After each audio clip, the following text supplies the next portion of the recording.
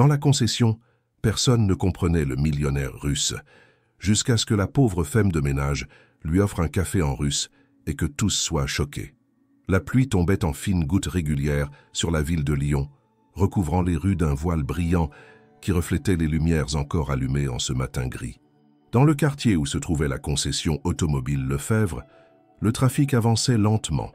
Les passants pressaient le pas sous leur parapluie et l'air frais portait l'odeur caractéristique d'asphalte mouillé. À l'intérieur, le showroom offrait un contraste saisissant avec l'extérieur. Vaste, lumineux et impeccablement entretenu, il abritait une rangée de véhicules dernier cri dont la carrosserie lisse et polie captait chaque rayon de lumière artificielle.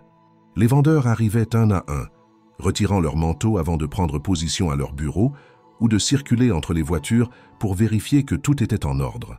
On entendait, derrière les portes vitrées menant à l'atelier, le bruit régulier des outils, le claquement sec des clés à choc et le ronronnement ponctuel d'un moteur mis en marche pour un test.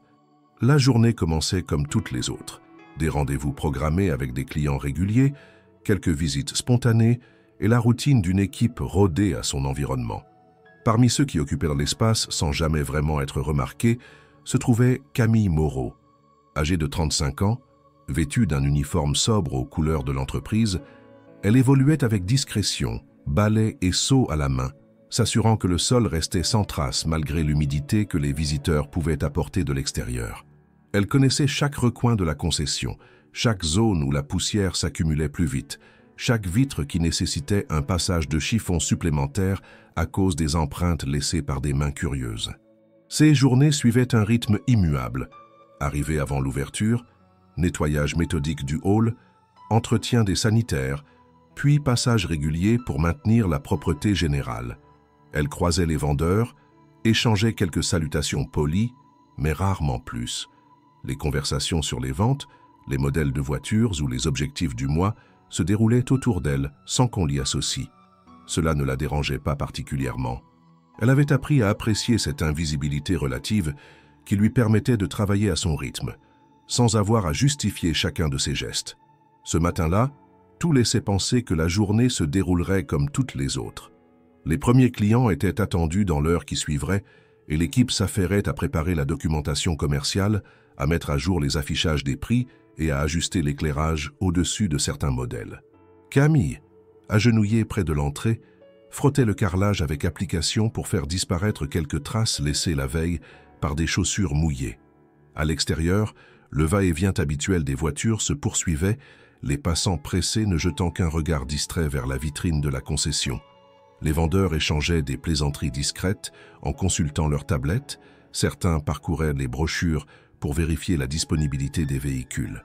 L'atmosphère était détendue, ponctuée par le bruit sourd de la pluie et le murmure constant des conversations de travail. Puis, dans ce décor familier et prévisible, un son inhabituel se fit entendre, celui d'un moteur puissant, au timbre grave, se rapprochant depuis la rue principale. Par réflexe, quelques têtes se tournèrent vers les grandes baies vitrées.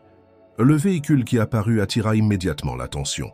Une berline noire, aux lignes élégantes et distinctes, qui ne ressemblait à aucun des modèles exposés à l'intérieur.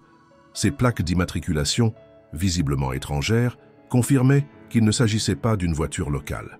Le moteur s'éteignit dans un silence net et la portière s'ouvrit sur une silhouette masculine vêtue d'un manteau sombre. L'homme fit quelques pas mesurés vers l'entrée, ses chaussures produisant un bruit sec sur le trottoir humide. Derrière le verre, les vendeurs échangèrent des regards rapides, intrigués par cette arrivée peu commune. Camille, concentrée sur son seau et son balai, ne leva pas immédiatement les yeux, mais elle ne tarda pas à percevoir à travers les reflets et les mouvements que quelque chose venait d'interrompre la régularité habituelle de ce matin pluvieux. Ce qui n'était, quelques instants plus tôt, qu'une matinée ordinaire dans la concession allait, sans que personne ne le sache encore, basculer vers une suite d'événements inattendus. La pluie continuait de tomber sur Lyon, tapotant les vitres larges de la façade de la concession automobile Lefebvre, avec une régularité presque hypnotique. À l'intérieur, l'air sentait le cuir neuf, la peinture fraîche et un soupçon d'huile de moteur, parfum familier pour ceux qui y travaillaient chaque jour. Les vendeurs discutaient à voix basse en attendant de nouveaux clients et certains observaient distraitement les voitures étincelantes alignées sous les spots lumineux. C'est alors qu'un bruit discret mais distinct se fit entendre à l'extérieur. Celui d'un moteur étranger, grave et régulier, qui se gara juste devant l'entrée principale. Les conversations s'interrompirent presque instinctivement. Tous les regards se tournèrent vers la porte vitrée, à travers laquelle on apercevait un véhicule noir, aux lignes élégantes et aux plaques manifestement non françaises. Le véhicule, un modèle que peu de gens avaient vu sur les routes locales, imposait une présence singulière. La carrosserie semblait absorber la lumière, et l'intérieur, entrevu à travers les vitres teintées, laissait deviner un confort rare. La portière côté conducteur s'ouvrit avec un geste sûr. Un homme en sortit, grand, à la carrure droite et au maintien irréprochable. Il portait un manteau long en laine épaisse d'un gris sombre qui trahissait une coupe coûteuse. Ses chaussures, impeccablement cirées, claquèrent légèrement sur le sol humide alors qu'il avançait vers l'entrée. Son visage restait impassible, encadré par des cheveux châtains clairs légèrement mouillés par la pluie. Sa démarche ne trahissait ni précipitation ni hésitation. Il semblait savoir exactement ce qu'il voulait. Pourtant, dès qu'il franchit la porte, il devint évident que quelque chose allait compliquer la suite. Dès qu'il entra, il se mit à parler, et pas dans une langue familière pour l'équipe. Les mots jaillissaient rapidement, ronds et profonds, dans un russe fluide et précis. Ces phrases, ponctuées de gestes fermes de la main, semblaient vouloir exprimer une demande claire pour lui, mais qui tombait dans un vide de compréhension pour les autres. Il s'arrêta quelques secondes devant un coupé rouge au design agressif, puis pointa du doigt un SUV noir à l'autre bout de la salle.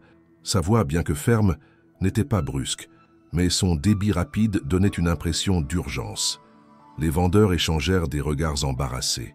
Certains haussèrent les épaules, d'autres esquissèrent des sourires polis pour masquer leur incompréhension totale. Le plus jeune vendeur, un certain Julien, tenta d'intervenir. Il s'approcha avec un air cordial et lança quelques phrases en anglais, pensant que l'homme comprendrait au moins cette langue intermédiaire. Mais le client fronça légèrement les sourcils et secoua la tête, comme si ces mots lui étaient étrangers ou inutiles dans le contexte.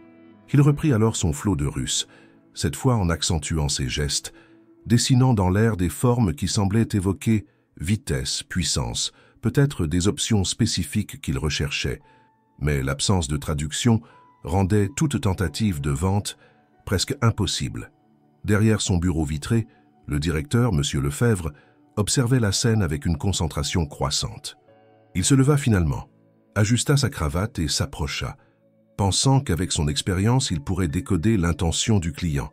Mais, arrivé à quelques mètres, il comprit que la barrière linguistique était totale. Il tenta de poser une question en français, d'articuler lentement quelques mots simples, mais n'obtint en retour qu'un regard légèrement perplexe et un nouveau flot de paroles incompréhensibles. Autour, l'ambiance changeait. La curiosité initiale se transformait en tension diffuse. L'homme, bien que calme en apparence, semblait se raidir peu à peu et les gestes de ses mains devenaient plus vifs. Camille, elle, continuait son travail en arrière-plan, frottant avec application une bande de carrelage près de l'entrée, tout en jetant par moments un coup d'œil discret vers la scène. Elle ne pouvait s'empêcher de remarquer la précision avec laquelle cet homme regardait les voitures, comme s'il évaluait bien plus que leur aspect extérieur. Il avait ce regard qui jauge, mesure, pèse les détails avec une exigence silencieuse. Pourtant, malgré cette observation minutieuse, il n'y avait toujours pas le moindre signe qu'il pourrait se faire comprendre ici. Le froissement régulier de la pluie contre les vitres contrastait avec le silence gêné qui s'installait entre chaque tentative ratée de communication. Finalement, l'homme sortit un petit carnet de cuir sombre de sa poche intérieure. Il l'ouvrit, griffonna rapidement quelques mots en alphabet cyrillique et montra la page au directeur. Ce dernier fronça les sourcils, tenta de deviner le sens, mais ce fut vain. Tout autour, les employés commençaient à échanger des murmures. Les suppositions allaient à bon train. Certains disaient qu'il s'agissait peut-être d'un touriste fortuné en quête d'un souvenir d'exception.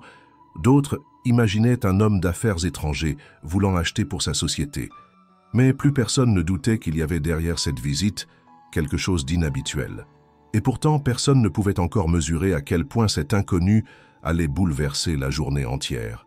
Le silence qui avait suivi la dernière série de gestes du client fut rompu par le bruit léger des semelles de Julien sur le carrelage. Le jeune vendeur, conscient que toute l'équipe observait la scène, décida de tenter à nouveau sa chance. Il se planta face à l'homme, esquissa un sourire qui se voulait rassurant, puis prononça en articulant avec soin une salutation en anglais.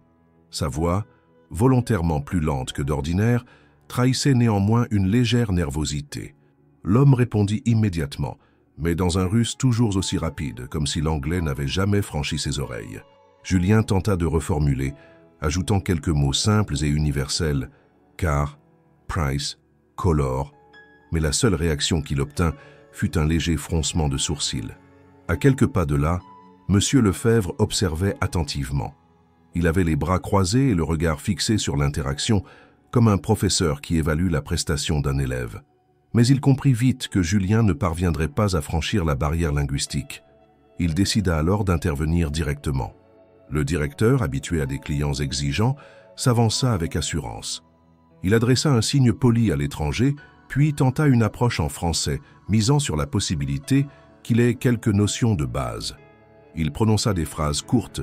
« Bonjour monsieur, vous cherchez un véhicule ? Et nous avons plusieurs modèles disponibles. » Chaque mot était articulé avec soin, mais le visage de l'homme restait figé dans une expression neutre. L'étranger répondit encore, cette fois avec des gestes plus larges. Il pointa du doigt le SUV noir, puis leva 2 doigts, avant de désigner le coupé rouge aperçu plus tôt.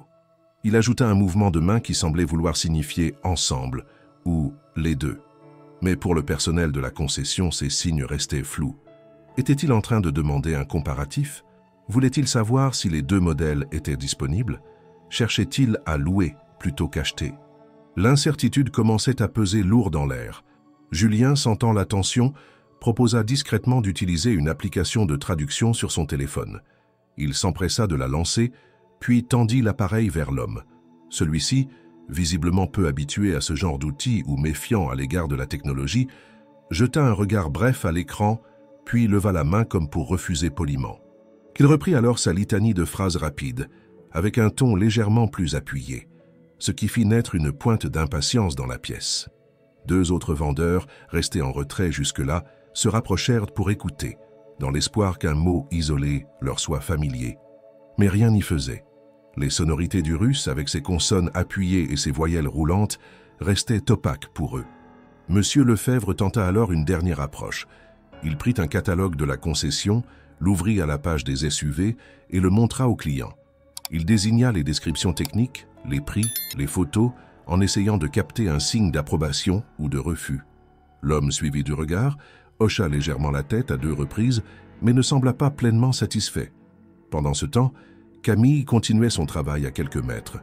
Agenouillée pour nettoyer un coin de parquet près d'une berline grise, elle observait la scène du coin de l'œil. Ses mains poursuivaient machinalement leurs mouvements, mais son esprit commençait à enregistrer certains détails. L'intonation du visiteur, la manière dont il répétait certains sons, la façon dont il articulait certains mots. Ces sonorités n'étaient pas totalement étrangères à sa mémoire, même si elle ne parvenait pas encore à mettre le doigt dessus. La scène dura plusieurs minutes, ponctuée par des échanges infructueux et de longs silences embarrassés.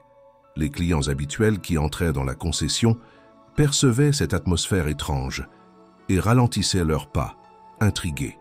Certains observaient discrètement avant de poursuivre leur chemin vers un autre coin du showroom. Les vendeurs, eux, commençaient à échanger des regards inquiets. Perdre un client en raison d'une incompréhension totale n'était pas fréquent, mais c'était précisément ce qui semblait se profiler. Finalement, l'homme reposa son regard sur le SUV noir. Il en fit le tour, observant chaque détail de la carrosserie, puis passa la main sur la poignée de la porte, comme pour tester sa solidité. Il s'attarda un instant sur les jantes, se pencha pour examiner les phares, puis revint vers M. Lefebvre avec un signe bref, comme pour indiquer qu'il souhaitait passer à l'étape suivante. Mais quelle étape?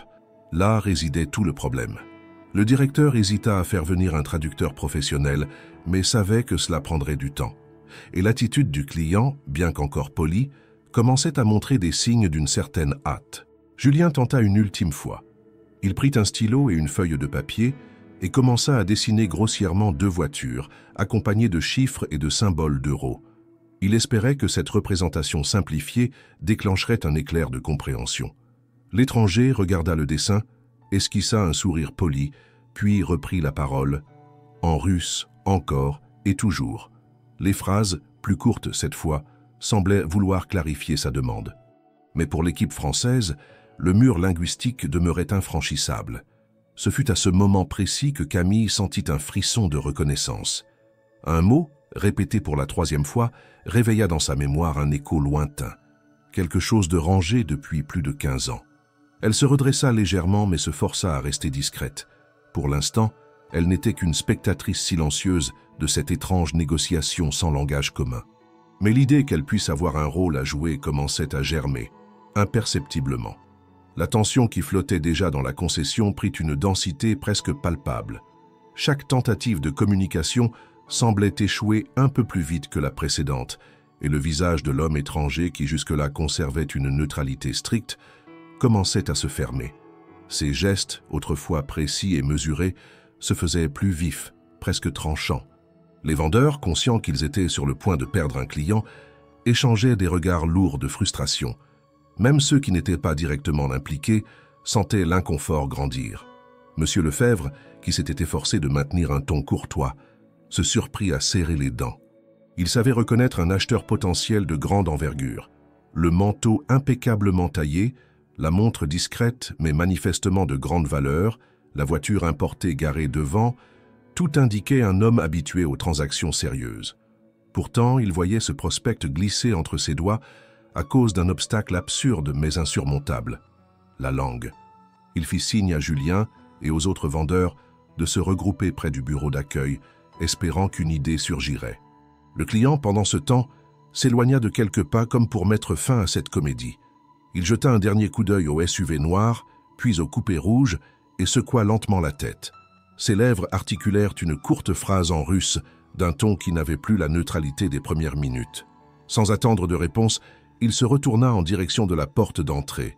Les talons de ses chaussures claquaient sur le carrelage dans un rythme sec et régulier, résonnant dans l'espace comme une série de coups de marteau annonçant la fin d'une opportunité. Une sorte de silence nerveux envahit l'endroit. On entendait seulement le ronronnement discret du chauffage et le bruit lointain de la pluie contre les vitres. Les employés retenaient presque leur souffle, comme si un seul mot mal placé pouvait achever de le faire partir. Julien fit un pas dans sa direction, hésitant à tenter une dernière intervention, mais le regard que M. Lefebvre lui lança l'arrêta net. Toute tentative précipitée risquait de transformer la frustration du client en agacement franc. À l'arrière de la salle, près de la porte menant à l'atelier mécanique, 2 techniciens s'étaient immobilisés pour observer la scène. L'un d'eux, un homme à la barbe poivre et sel, chuchota à son collègue qu'il n'avait jamais vu le patron aussi nerveux pour un seul client. Dans une concession habituée aux acheteurs locaux ou aux expatriés européens, cette présence étrangère, alliée à une incompréhension totale, créait un climat inhabituel. Les murmures commencèrent à circuler. Certains supposaient qu'il était peut-être un diplomate. D'autres évoquaient un collectionneur de voitures de passage en France. Mais tous pouvaient en lire dans son attitude qu'il n'avait aucune intention de s'attarder davantage. Monsieur Lefebvre tenta une ultime manœuvre indirecte. Il ouvrit le catalogue à une double page présentant à la fois le SUV et le coupé et le posa bien en vue sur le comptoir, comme une invitation muette à revenir en arrière. Le client jeta à peine un coup d'œil en passant, sans ralentir. Ses yeux restaient fixés sur la sortie. Les vendeurs, impuissants, assistaient à ce départ comme à un naufrage au ralenti. Près de l'entrée, Camille balayait encore quelques traces d'eau laissées par les allées et venues des visiteurs. Elle se tenait légèrement courbée, mais son attention était entièrement captée par l'homme qui approchait d'elle. Elle entendait distinctement la sonorité des mots russes qu'il avait prononcés plus tôt, certains revenant avec une insistance particulière. Son esprit, malgré elle, tentait de les associer à des souvenirs précis. Pourtant, elle ne bougeait pas, consciente que ce n'était pas son rôle d'intervenir. Elle n'était, aux yeux de tous, que la femme de ménage, invisible dans le décor de la concession. Le client posa la main sur la barre métallique de la porte. Un courant d'air froid entra aussitôt, portant avec lui l'odeur humide de la rue et un bruit plus fort de la pluie qui tombait sans relâche. Dans ce geste, il y avait quelque chose de définitif, comme s'il venait de fermer mentalement toute possibilité de transaction. À cet instant précis, le cœur de M. Lefebvre se serra. Il savait que perdre un acheteur comme lui pouvait représenter des dizaines de milliers d'euros en moins pour le chiffre du mois. Les chances de le revoir étaient infimes. Un client étranger qui part insatisfait ne revient presque jamais. Julien détourna les yeux, comme pour éviter de voir l'échec se concrétiser. Les autres vendeurs restaient figés, partagés entre la frustration et une forme de résignation. Même les mécaniciens, en arrière-plan, avaient cessé toute activité bruyante pour écouter. La pluie semblait battre plus fort sur les vitres, comme si elle soulignait l'instant où tout basculait. Camille, elle, ressentit un étrange mélange d'impuissance et de tension. Elle savait qu'il suffisait de quelques mots pour briser ce mur, mais ces mots restaient coincés dans un coin de sa mémoire, enfouis sous des années de silence. Et pendant que ses pensées tentaient d'émerger, l'homme étranger ouvrit la porte en grand, prêt à disparaître dans la rue grise de Lyon.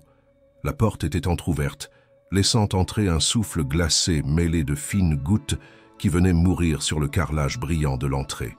L'homme se tenait déjà à moitié dehors, prêt à affronter la pluie battante, lorsque Camille, toujours accroupie avec sa serpillière, entendit à nouveau ce mot qu'il répétait depuis le début. Ce n'était pas une phrase complète, juste un terme isolé, prononcé avec un accent net, presque impatient, qui résonna dans son esprit comme un coup porté à une porte fermée depuis longtemps. Elle se redressa légèrement, ses mains toujours posées sur le manche du balai, et se concentra. Ce message, oui, elle l'avait entendu autrefois, dans un contexte complètement différent, bien avant sa vie à Lyon, avant même qu'elle ne se retrouve à nettoyer des concessions automobiles. La mémoire, lente à se mettre en marche, commença à dérouler des images floues, des hivers enneigés, des rues bordées d'immeubles soviétiques, des conversations rapides autour d'une table de cuisine éclairée par une lampe jaune. 15 ans s'étaient écoulés depuis cette époque, mais certains sons restaient gravés, comme des échos tenaces qui refusaient de disparaître. Le mot que l'homme avait prononcé faisait partie de ses souvenirs. C'était un mot banal pour un locuteur natif, mais pour elle, il avait une couleur particulière, celle de ses 20 ans passés à Moscou, lorsqu'elle travaillait comme jeune fille au pair pour une famille dont elle s'occupait presque jour et nuit. Camille cligna des yeux, ramenée à la réalité par le bruit de la pluie et les froissements des manteaux des vendeurs. L'homme, ignorant qu'il venait de faire ressurgir tout un pan de son passé, maintenait la porte ouverte, son regard tourné vers la rue. Derrière lui, M. Lefebvre semblait déjà se préparer mentalement à expliquer aux autres que cette vente était perdue.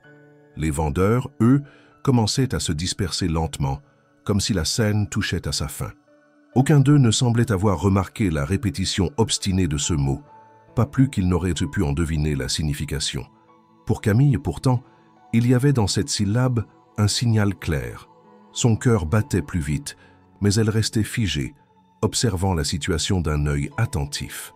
Elle se souvenait très bien de la dernière fois qu'elle avait parlé cette langue. C'était un soir d'adieu, dans une gare enneigée, quand elle avait quitté la Russie en promettant de ne jamais oublier ce qu'elle y avait appris. Mais la vie, avec ses détours imprévus, l'avait ramenée en France et plongée dans un quotidien où le russe n'avait plus sa place. Petit à petit, les mots s'étaient recouverts de poussière dans un coin de sa mémoire, jusqu'à aujourd'hui. Elle essuya ses mains sur le tablier, plus par réflexe que par nécessité. Le mot résonnait encore, insistait, comme s'il refusait de la laisser tranquille. Elle savait désormais ce qu'il signifiait, et cette certitude la mit étrangement mal à l'aise. Ce n'était pas une demande compliquée, rien de technique ou de spécifique à l'automobile. C'était quelque chose de simple, presque trivial, mais qui trahissait un besoin immédiat. Elle jeta un coup d'œil autour d'elle. Personne ne semblait prêt à intervenir. Tout le monde se préparait déjà à tourner la page de cet épisode. Le client, quant à lui, avait légèrement ralenti son geste d'ouverture de la porte, comme si une partie de lui hésitait encore à franchir le seuil. Ses yeux se posèrent brièvement sur la salle, balayant les voitures, les affiches publicitaires et, enfin, le personnel qui l'observait à distance. Mais ils glissèrent sur Camille sans s'y arrêter, comme ils l'avaient fait depuis le début, ne lui accordant pas plus d'importance qu'à un meuble ou à un accessoire du décor. Pourtant, elle était la seule dans cette pièce à avoir compris un fragment de ce qu'il cherchait à dire. Le bruit métallique d'un outil tombant dans l'atelier résonna dans la pièce, brisant le rythme de la pluie. Camille sursauta légèrement, mais ses yeux restèrent fixés sur l'homme. Une partie d'elle hésitait encore. Intervenir, ce serait briser cette invisibilité confortable qu'elle entretenait depuis des années. Mais rester silencieuse, c'était laisser passer une occasion unique, même si elle ne comprenait pas encore pourquoi cette occasion lui semblait si cruciale. Elle sentit un frisson lui parcourir l'échine, mélange de nervosité et d'adrénaline. Les secondes s'étiraient, longues et silencieuses, pendant lesquelles l'homme semblait peser la décision de partir définitivement ou de rester encore un instant. Camille, elle, sentait que quelque chose basculait, mais n'arrivait pas à prédire dans quel sens. Ce simple mot, répété presque machinalement par un inconnu, avait suffi à fissurer la routine de sa matinée. Elle se demanda si elle aurait le courage d'ouvrir la bouche et de prononcer pour la première fois depuis plus d'une décennie quelques mots dans cette langue qu'elle avait laissé dormir au fond de sa mémoire. L'homme tenait encore la porte, la pluie s'engouffrant par l'ouverture et dessinant de petites taches sombres sur le carrelage clair. Le froid qui entrait semblait geler la scène dans une immobilité étrange. Camille sentit son cœur battre plus vite et ses doigts se crispèrent légèrement sur le manche de la serpillière. Le mot russe résonnait encore dans sa tête, et cette fois, elle ne se contenta pas de le reconnaître. Elle le sentit presque pousser contre ses lèvres, comme si sa voix, après toutes ces années, cherchait à retrouver un chemin oublié. Elle leva les yeux vers l'homme, puis vers Monsieur Lefebvre, qui fixait la silhouette étrangère avec une résignation presque douloureuse. Les vendeurs, en retrait, avaient déjà commencé à échanger des murmures sur le fait que c'était terminé. Et c'est précisément dans ce moment de renoncement collectif que Camille fit ce que personne n'attendait. Elle posa son seau à terre avec un bruit discret, redressa le dos, et d'une voix claire mais posée prononça en russe une question simple, presque banale. « Voulez-vous un café ?» La phrase franchit l'espace comme une flèche silencieuse. L'homme s'immobilisa net, sa main encore sur la poignée, et tourna lentement la tête vers elle. Son regard, jusque-là marqué par la distance et l'agacement, s'ouvrit soudain à une surprise authentique. Ses sourcils se haussèrent légèrement et ses lèvres s'entr'ouvrirent, comme pour vérifier qu'il avait bien entendu. Camille resta immobile, consciente que tous les yeux s'étaient désormais tournés vers elle. Les vendeurs la regardaient comme si elle venait de se transformer en une personne entièrement différente. Monsieur Lefebvre, figé, ne semblait même pas cligner des yeux. Dans le silence qui suivit, on n'entendait plus que le martèlement régulier de la pluie contre les vitres et le bourdonnement lointain de l'atelier. L'homme, toujours en train de l'observer, finit par fermer la porte derrière lui et fit quelques pas dans sa direction. Ses yeux, d'un bleu pâle presque translucide, semblaient l'examiner comme on examine une énigme dont on vient soudain de trouver la clé. Lorsqu'il lui répondit, ce fut dans un russe au ton radicalement changé. La rapidité et la tension de ses phrases précédentes avaient disparu, remplacées par un débit plus mesuré, presque cordial. Il confirma qu'un café lui ferait plaisir. Camille inclina légèrement la tête, puis se dirigea vers le petit coin où se trouvait la machine, sous le regard incrédule de toute l'équipe. Elle versa l'eau, plaça la tasse et sentit une chaleur étrange se répandre en elle. Elle n'avait pas seulement compris cet homme, elle venait de rétablir un lien là où tous les autres avaient échoué. Pendant qu'elle préparait la boisson, elle entendit derrière elle le brouhaha des chuchotements reprendre, plus pressant cette fois. Les vendeurs se demandaient comment elle connaissait cette langue, pourquoi elle ne l'avait jamais mentionnée et surtout ce que cela signifiait pour la suite de cette interaction. Monsieur Lefebvre, lui, ne disait rien. Il suivait chaque geste, comme s'il essayait de recalculer en direct les conséquences potentielles de ce rebondissement. Camille revint avec la tasse fumante, qu'elle tendit au visiteur. Celui-ci l'accepta avec un léger signe de tête, ses yeux ne quittant pas les siens. Puis, dans un français très approximatif, mais compréhensible, il lâcha un merci avant de reprendre en russe quelques phrases qui semblaient plus détendues. Elle comprit qu'il expliquait enfin ce qu'il voulait réellement et qu'il se sentait désormais prêt à rester un peu plus longtemps pour en discuter. Ce moment, pourtant bref, avait suffi à inverser le cours des choses. L'homme, qui quelques instants plus tôt s'apprêtait à quitter la concession sans retour, venait de réintégrer l'espace comme un invité accueilli. Et tout cela, Camille le savait, reposait sur ces 4 mots simples qu'elle avait osé prononcer après 15 années de silence. La tasse encore chaude dans les mains de l'homme semblait avoir figé tout mouvement dans la concession. Chaque personne présente avait suspendu son geste, sa respiration même, comme si une scène hors du commun se déroulait devant eux et qu'aucun bruit ne devait venir la troubler. Camille se tenait droite, sans chercher à occuper plus d'espace que nécessaire, mais sa présence paraissait soudain envahir tout le regard des témoins. L'homme, après avoir pris une gorgée, posa la tasse sur le comptoir le plus proche, toujours sans quitter la jeune femme des yeux. Ce n'était pas un regard méfiant ni dominateur, mais celui d'un homme qui vient de découvrir une vérité qu'il n'attendait pas. Les vendeurs se regardaient en silence, incrédules. Julien, qui avait tenté de parler anglais un peu plus tôt, semblait partagé entre le soulagement et un certain embarras. Le directeur, M. Lefebvre, avait les bras croisés et le menton légèrement relevé, comme pour essayer de donner le change, alors qu'il savait pertinemment que la situation lui échappait. C'était maintenant Camille qui contrôlait le fil de l'échange, et chacun en prenait conscience à mesure que le dialogue se déroulait dans une langue que personne d'autre ne comprenait. L'homme reprit la parole en russe, sa voix plus basse mais ferme, et Camille répondit avec aisance, comme si ces 15 années de silence n'avaient jamais existé. Les sons revenaient à ses lèvres avec une fluidité qui la surprenait elle-même. Elle comprenait chaque nuance, chaque inflexion. L'air de la concession semblait chargé d'une attention extrême. Tous tentaient de deviner, à travers les expressions et les gestes, ce qui se disait. L'étranger esquissa un sourire, le premier depuis son entrée dans le bâtiment. Un sourire bref mais franc, comme s'il venait de retrouver un interlocuteur qu'il cherchait depuis longtemps. Monsieur Lefebvre fit un pas en avant, cherchant à s'insérer dans la conversation, mais Camille se tourna légèrement vers lui pour traduire ce que l'homme venait de dire. Sa voix, en français cette fois, résonna avec calme et précision. Il expliquait qu'il était venu avec l'intention sérieuse d'acheter, mais qu'il ne voulait traiter qu'avec quelqu'un capable de comprendre parfaitement ce qu'il disait. Elle ajouta que c'était la raison de sa frustration apparente depuis son arrivée. Ce simple éclaircissement fit tomber une partie de la tension dans la salle. Un murmure de soulagement parcourut l'équipe. Julien laissa échapper un discret « Ah !» en réalisant que la perte redoutée quelques minutes plus tôt était peut-être évitable. Pourtant, malgré ce regain d'espoir, personne ne bougeait vraiment. Tous avaient la conscience qu'il se passait quelque chose d'inédit. La femme qui, depuis des années, nettoyait les sols sans intervenir dans les affaires des vendeurs, venait de renverser la dynamique de la rencontre en quelques phrases. L'homme, toujours face à Camille, sembla vouloir en savoir davantage sur elle. Ces questions, posées dans un russe posé, faisaient naître sur son visage une curiosité sincère. Camille y répondit brièvement, sans s'étendre, traduisant seulement les éléments pertinents pour le directeur.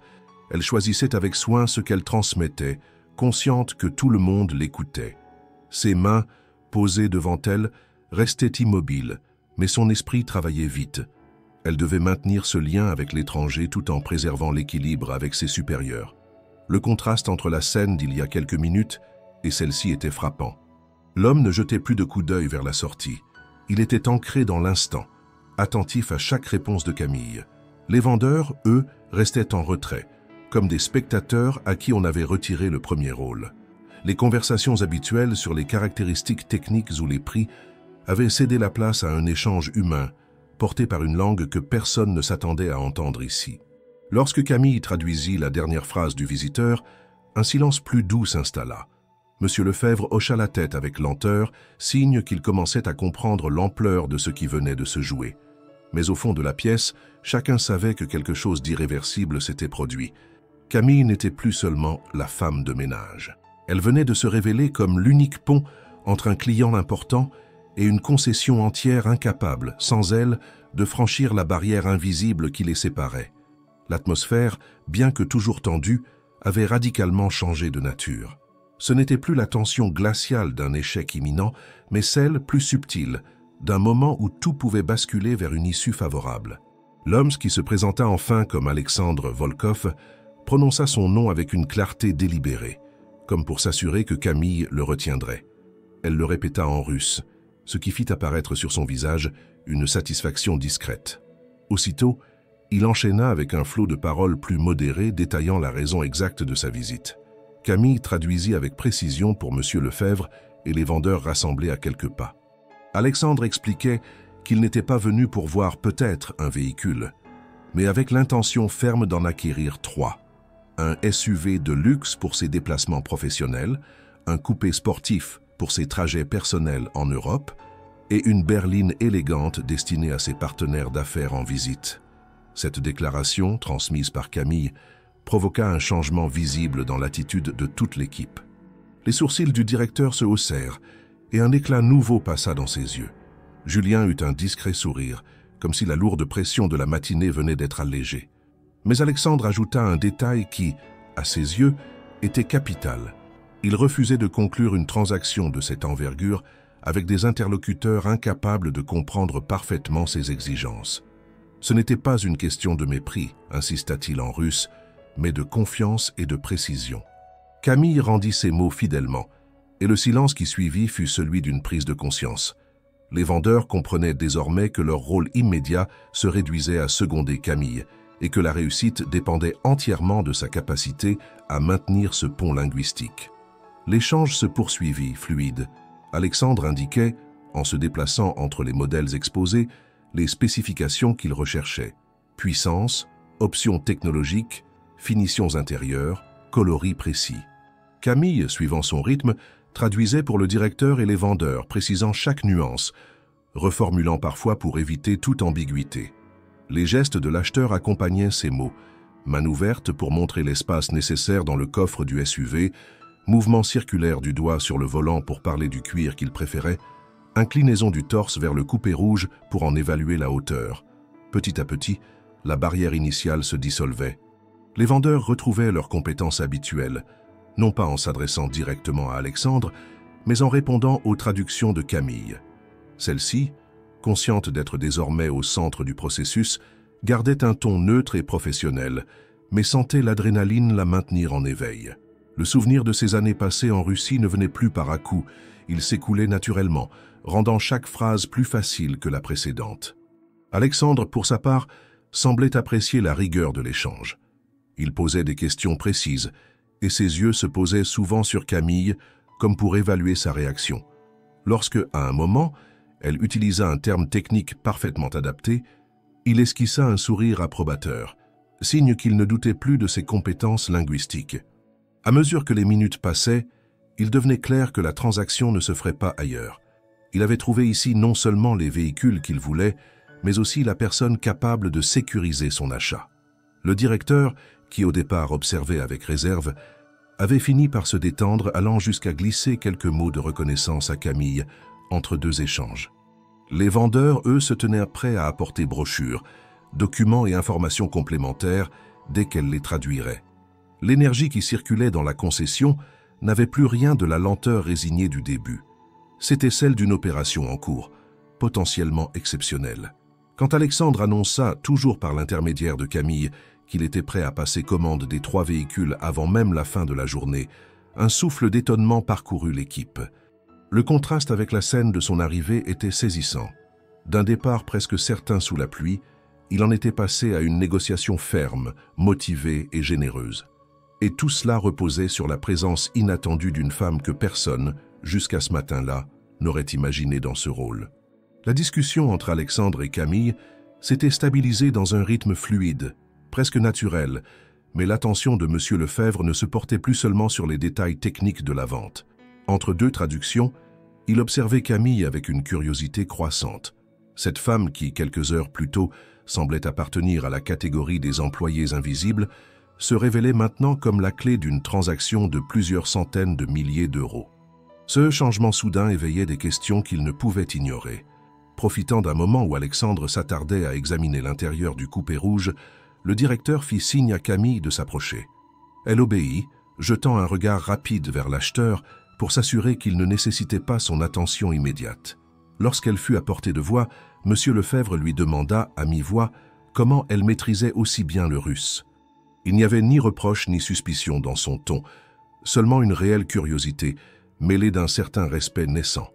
Camille hésita une fraction de seconde, puis répondit avec simplicité. Elle expliqua qu'à 19 ans, elle avait quitté la France pour travailler à Moscou comme jeune fille au pair, auprès d'une famille aisée. Elle y était restée plusieurs années, immergée dans la langue et la culture, au point de la parler couramment. Elle raconta brièvement que ce séjour, commencé comme une simple opportunité professionnelle, s'était transformé en une expérience marquante, ponctuée d'hivers rigoureux, de soirées interminables autour de samovars fumants et de discussions animées sur des sujets qu'elle n'avait jamais abordés auparavant. M. Lefebvre l'écoutait attentivement, hochant la tête à mesure qu'elle évoquait cette période.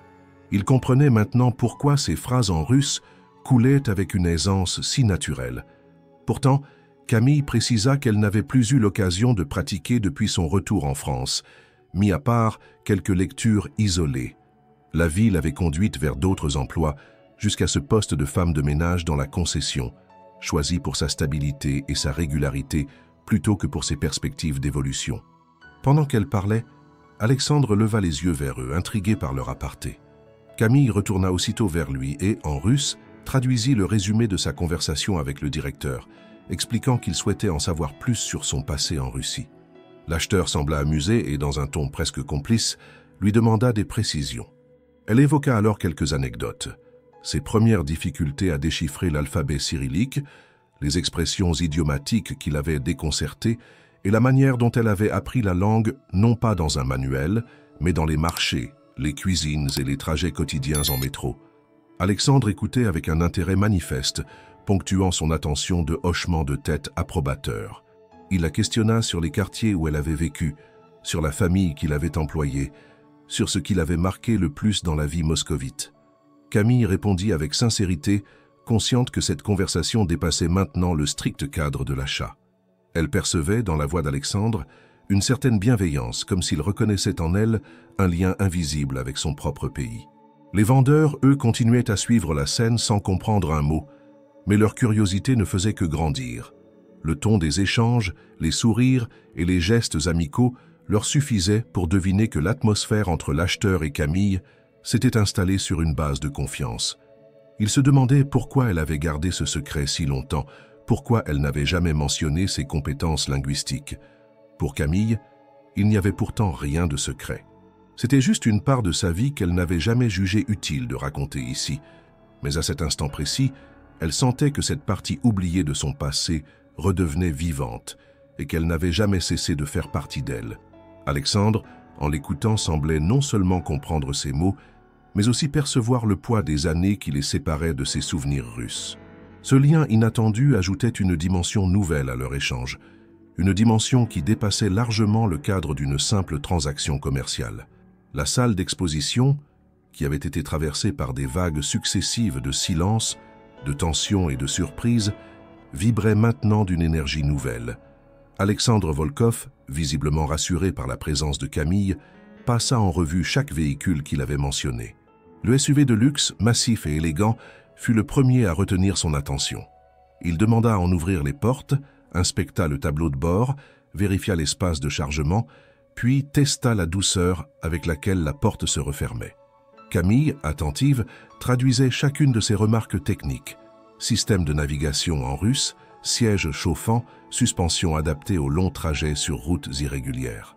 Monsieur Lefebvre, qui suivait de près, notait mentalement chaque exigence. Il comprenait que le moindre détail pouvait influencer la décision finale. Lorsque l'acheteur passa au coupé sportif, il montra un intérêt particulier pour la motorisation et les performances. Ses questions se faisaient plus précises, presque chirurgicales. Camille reformulait fidèlement, ajoutant parfois une précision pour s'assurer que le vendeur chargé de ce modèle comprenne bien la nuance technique. Les échanges se transformaient en une danse fluide. Alexandre exprimait un besoin, Camille traduisait, le vendeur répondait, puis Camille retransmettait avec exactitude, ajustant le ton pour conserver l'intention initiale. La berline, enfin, fut examinée avec un œil d'expert. Alexandre se pencha pour apprécier la qualité des finitions intérieures, caressa la couture du cuir, actionna les commandes électroniques des sièges et prit place à l'arrière pour évaluer le confort. Il expliqua à Camille que ce véhicule était destiné à transporter des invités importants lors de leurs déplacements en France et en Europe, et qu'il devait donc conjuguer élégance, discrétion et confort optimal. Elle traduisit mot pour mot, ce qui fit acquiescer M. Lefebvre d'un signe de tête, conscient que la commande représentait une vitrine prestigieuse pour sa concession. Les chiffres commencèrent alors à circuler. Alexandre, toujours en russe, précisa qu'il n'était pas intéressé par une négociation agressive. Il voulait payer le prix juste, mais exigeait que toutes les options souhaitées soient incluses et que la livraison soit irréprochable. Camille transmit cette condition d'un ton ferme, ce qui fit comprendre à l'équipe qu'il ne s'agissait pas d'un acheteur à convaincre par des réductions spectaculaires, mais par la qualité du service. M. Lefebvre proposa alors un devis détaillé pour les 3 véhicules, incluant chaque option demandée, ainsi que des garanties étendues et un service personnalisé pour l'entretien. Alexandre prit le temps de consulter les documents, échangeant avec Camille sur certains points précis. Ils discutèrent de la couleur exacte du coupé, de la taille des jantes, du type de revêtement intérieur du SUV. Chaque détail était passé au crible. Les vendeurs, bien que frustrés de ne pas comprendre directement, observaient avec attention le langage corporel de l'acheteur. Il hochait la tête à plusieurs reprises, signe que les propositions allaient dans le bon sens. Puis vint le moment décisif. Alexandre referma le dossier, se tourna vers Camille et lui dit en russe qu'il acceptait l'offre, à condition qu'elle signe elle-même comme témoin de la transaction. Sur le coup, elle resta interdite. Elle traduisit la demande à voix basse, et le directeur, après un bref instant de surprise, acquiesça volontiers. Les documents furent préparés, et Alexandre apposa sa signature d'une écriture ferme et soignée. Le montant total, une fois annoncé, fit naître un murmure discret dans la salle. C'était une somme à 6 chiffres, de celles qui ne s'inscrivent pas tous les jours dans les registres de vente.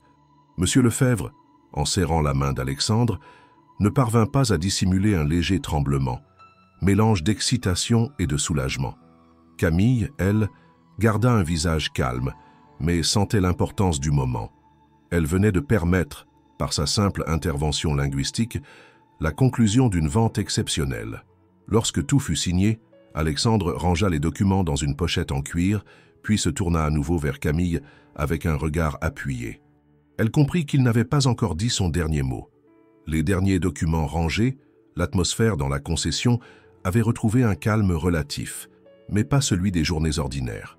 Les vendeurs, encore sous l'effet de la transaction exceptionnelle qui venait de se conclure, échangèrent des regards et de brefs commentaires à voix basse. M. Lefebvre, visiblement satisfait, s'efforçait de garder une posture professionnelle, mais son air légèrement euphorique le trahissait. Alexandre, lui, ne semblait pas pressé de partir. Il s'était éloigné de quelques pas, observant la salle d'exposition comme s'il voulait en imprimer chaque détail dans sa mémoire. Camille, qui pensait que son rôle s'achevait là, rangeait discrètement les gobelets et essuyait la machine à café. C'est alors qu'elle sentit une présence à ses côtés. Alexandre s'était approché sans bruit. Il lui adressa un regard direct, un de ceux qui annoncent que les mots qui vont suivre ne sont pas anodins. En russe, il lui demanda si elle pouvait lui accorder encore quelques minutes. Elle hocha la tête, attentive. Il commença par la remercier de façon appuyée, expliquant que sans elle, il aurait quitté les lieux frustrés et que jamais la vente n'aurait eu lieu. Puis après un bref silence, il enchaîna avec une proposition inattendue. Il lui offrait un poste d'interprète et d'assistante personnelle, ici en France, avec un salaire largement supérieur à celui qu'elle percevait comme femme de ménage. Ses mots étaient précis, dépourvus d'ambiguïté. Il détailla qu'il avait besoin de quelqu'un de confiance pour l'accompagner dans ses affaires sur le territoire français, quelqu'un capable de naviguer entre les 2 cultures et les 2 langues avec autant d'aisance qu'elle venait de le faire. Camille sentit son cœur accélérer. Elle resta un instant silencieuse, le temps de mesurer la portée de cette proposition. 15 années à se contenter de tâches invisibles. Et voilà qu'une rencontre fortuite lui ouvrait une perspective radicalement différente. Elle pensa à la stabilité de son emploi actuel, modeste mais sûr, et à la promesse d'un revenu qui changerait profondément ses conditions de vie. Alexandre poursuivit, comme s'il devinait ses hésitations. Il précisa que le poste impliquait des déplacements, des rencontres avec des clients et partenaires et la gestion de certaines démarches administratives. Il ajouta que sa rémunération serait complétée par des avantages substantiels. Logement temporaire lors des voyages, assurance et primes de performance. Ses yeux, fixés sur elle, reflétaient à la fois la détermination de l'homme d'affaires et une forme de considération personnelle. Pendant qu'il parlait, M. Lefebvre, intrigué par cet échange prolongé, tenta de capter quelques bribes de conversation. Mais il dut se résoudre à admettre qu'il ne comprenait pas un mot. Ce n'est que lorsque Camille, d'une voix mesurée, lui traduisit rapidement la proposition qu'il réalisa l'ampleur de ce qui se jouait. Il eut un léger mouvement de recul, partagé entre la fierté de voir une de ses employées reconnue à sa juste valeur et la crainte de la perdre. Les vendeurs, eux, percevaient qu'il se passait quelque chose d'inhabituel. Leur regard passait de Camille à Alexandre, puis revenait au directeur. cherchant à deviner si cette discussion allait bouleverser davantage encore la journée déjà exceptionnelle qu'ils venaient de vivre. Alexandre, voyant que Camille n'avait pas encore donné de réponse, lui dit qu'il ne demandait pas une décision immédiate. Il lui proposa de réfléchir quelques jours, lui laissant ses coordonnées personnelles, ainsi qu'une carte professionnelle gravée à son nom. Camille prit la carte, la glissa dans la poche de son tablier et sentit son poids symbolique plus que matériel. Elle savait que cette petite pièce cartonnée représentait une porte grande ouverte vers une vie nouvelle. En se dirigeant vers la sortie, Alexandre lui adressa un dernier signe de tête accompagné d'un léger sourire. Ce n'était pas un adieu définitif, mais une invitation implicite à se revoir bientôt, dans un cadre bien différent de celui d'une concession automobile. Lorsque la porte se referma derrière Alexandre, la concession retrouva un calme relatif, mais pas celui qui annonce la fin d'une journée ordinaire. Les vendeurs commencèrent à se disperser, chacun regagnant son poste tout en échangeant encore des commentaires discrets sur la vente exceptionnelle qui venait d'avoir lieu. Monsieur Lefebvre restait debout près de son bureau, le regard fixé sur Camille, comme s'il cherchait à lire dans ses pensées. Elle, de son côté, continuait à nettoyer machinalement le comptoir de la machine à café, mais ses gestes étaient plus lents, presque absents. Les mots d'Alexandre tournaient en boucle dans sa tête. L'offre qu'il lui avait faite ne ressemblait en rien à tout ce qu'elle avait connu jusqu'ici. Elle se sentait partagée entre l'excitation et la crainte, entre la promesse d'une nouvelle vie et le poids des habitudes qui lui avaient apporté une forme de sécurité, même modeste. Monsieur Lefebvre finit par s'approcher, les mains croisées dans le dos. Il ne chercha pas à tourner autour du sujet. Avec une franchise rare, il lui dit qu'il comprenait parfaitement qu'elle puisse accepter une telle proposition. Il ajouta qu'il serait désolé de la voir partir, mais qu'il ne se permettrait pas de lui demander de renoncer à une opportunité aussi importante. Ces mots étaient dénués de reproches. Ils portaient, au contraire, une forme de respect nouveau. Camille l'écouta en silence, hochant simplement la tête. Elle n'avait pas encore décidé. D'un côté, son travail actuel, même peu valorisé, lui offrait une stabilité qu'elle avait appris à apprécier. Les horaires réguliers, la routine rassurante, la proximité de son logement, tout cela représentait un cadre solide après des années de vie plus chaotiques. De l'autre, l'offre d'Alexandre ouvrait sur un univers inconnu, fait de voyages, de responsabilités et de perspectives financières qu'elle n'avait jamais envisagées. Elle se surprit à imaginer ce que serait une journée dans ce nouveau rôle, accompagner Alexandre dans des réunions, traduire lors de négociations, gérer des documents importants, se retrouver dans des hôtels ou des bureaux qu'elle n'avait vus que dans des films. Mais aussitôt, une inquiétude l'envahit. Et si elle n'était pas à la hauteur après toutes ces années loin de ce genre d'exigence? Et si la confiance qu'il lui témoignait aujourd'hui se transformait en déception demain? La soirée approchait et la lumière extérieure commençait à faiblir, teintant la salle d'exposition d'une atmosphère plus douce. Camille termina ses tâches habituelles, salua ses collègues et sortit dans l'air humide de Lyon. Sur le chemin du retour, elle repensa au visage de ceux qui avaient assisté à toute la scène. L'étonnement, l'admiration discrète, mais aussi cette forme de reconnaissance qu'elle n'avait jamais ressentie ici auparavant. Arrivée chez elle, elle posa la carte professionnelle d'Alexandre sur la table.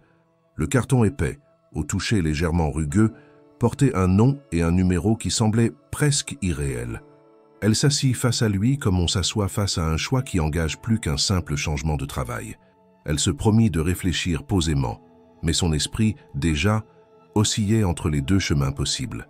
Cette nuit-là, elle dormit peu. Chaque fois qu'elle fermait les yeux, elle se revoyait dans la concession, prononçant en russe cette phrase qui avait tout déclenché.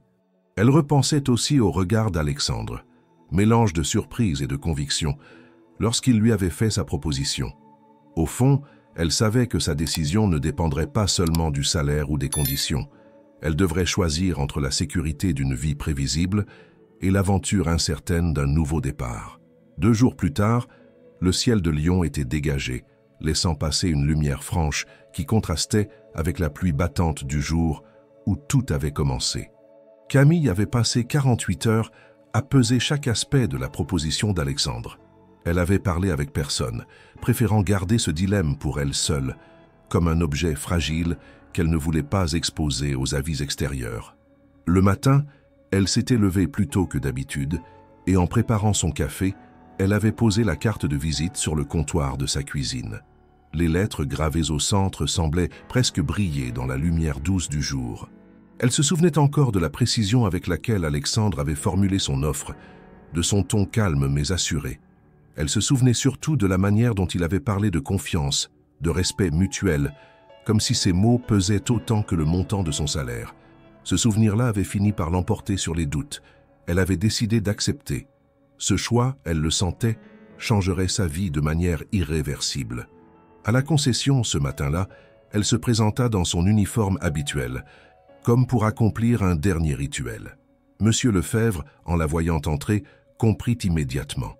Il n'eut pas besoin d'entendre sa décision pour savoir qu'elle ne resterait pas. Lorsqu'elle lui annonça officiellement qu'elle quittait son poste, il resta silencieux quelques secondes, puis lui serra la main avec gravité. Il lui souhaita bonne chance, ajoutant qu'elle laisserait un vide qu'il ne pourrait pas combler facilement. Les vendeurs, apprenant la nouvelle, exprimèrent leur surprise, mais aussi une forme d'admiration. Ils savaient que peu de gens auraient eu l'occasion de vivre une telle rencontre, et encore moins le courage d'en tirer les conséquences. Certains lui glissèrent des mots d'encouragement, d'autres se contentèrent d'un sourire complice. Camille, elle, s'efforçait de garder un ton neutre, consciente que l'émotion pourrait la submerger si elle s'attardait trop sur les adieux. En fin de matinée, elle remit ses clés et prit une dernière fois le chemin de la sortie. Devant la concession, un véhicule noir l'attendait, moteur allumé. Alexandre était assis à l'avant, au volant, vêtu d'un manteau sombre similaire à celui qu'il portait le jour de leur rencontre. Lorsqu'il la vit apparaître, il descendit immédiatement pour lui ouvrir la portière côté passager. Camille monta, referma la porte et sentit aussitôt la chaleur douce de l'habitacle l'envelopper. Alexandre lui adressa un sourire bref, puis démarra sans un mot. La voiture glissa dans les rues de Lyon, quittant peu à peu le centre pour rejoindre les grands axes. Camille observait les façades familières défiler, consciente qu'elle les verrait désormais moins souvent. Elle n'éprouvait pas de nostalgie amère, mais une sorte de calme déterminé. Le silence dans l'habitacle n'avait rien de pesant. C'était celui de deux personnes qui savent qu'elles viennent de franchir une étape importante. Alexandre, concentré sur la route, jetait parfois un coup d'œil vers elle, comme pour s'assurer qu'elle se sentait à l'aise. Camille, le regard tourné vers l'horizon, repensait à la manière dont tout avait commencé. Un simple « Voulez-vous un café ?» prononcé dans une langue qu'elle croyait avoir laissée derrière elle. Elle se dit que la vie avait parfois une manière étrange de redistribuer les cartes. Ce qui avait semblé un détail anodin s'était révélé être le point de bascule vers une existence nouvelle. Et alors que la voiture quittait définitivement la ville, elle sut avec certitude qu'elle ne reviendrait pas en arrière. Ce jour-là, Camille Moreau ne quittait pas seulement un emploi. Elle tournait une page entière de sa vie pour en écrire une autre, aux côtés d'un homme qu'elle connaissait à peine, mais qui lui avait offert la chance de se redécouvrir elle-même. Les bâtiments familiers disparurent dans le rétroviseur, remplacés par la ligne claire de la route qui s'étendait devant eux. Camille inspira profondément. Un nouveau chapitre venait de commencer.